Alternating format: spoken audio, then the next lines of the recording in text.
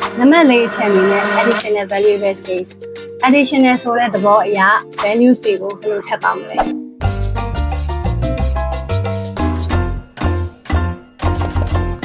cultural understanding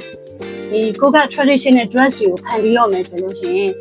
မြန်မာမှုအမှုလက်ရာတွေပေါ့နော်မြန်မာမှုလက်ရာတွေမပပြောက်သွားအောင်လို့ဘယ်လို inspiration ယူမယ်ဆိုတာကိုသိထားဖို့အတွက်ဒီမြန်မာမှုလက်ရာတွေကိုလည်းလေ့လာထားဖို့အတွက်ကလည်းလိုအပ်ပါတယ်နောက်ချက်အနေနဲ့ကကြတော့ problem solving ကိုက fitting ဘိုင်းမှာပဲဖြစ်ဖြစ်ကိုယ့်ရဲ့ design ဘိုင်းတွေမှာပဲဖြစ်ဖြစ်ဒီဒါမှမဟုတ်လို့ရှိရင်လည်း clothing brand တွေထုတ်နေရလို့ဆိုလို့ရှိရင်လည်းဒီ production ဘိုင်းတွေမှာပဲဖြစ်ဖြစ်ပေါ့နော်ကိုဖြည့်ရှင်းရမယ့်အပိုင်းတွေလည်းရှိလာနိုင်ပါတယ်ဆိုတော့အဲ့ဒီအတွက်လည်း problem solving အရေးရှင်းရလည်းရှိနေဖို့ကောင်းရှိနေဖို့အတွက်လိုအပ်ပါတယ်နောက်တစ်ခုအနေနဲ့ကတော့ teamwork နဲ့ leadership ဘိုင်းပေါ့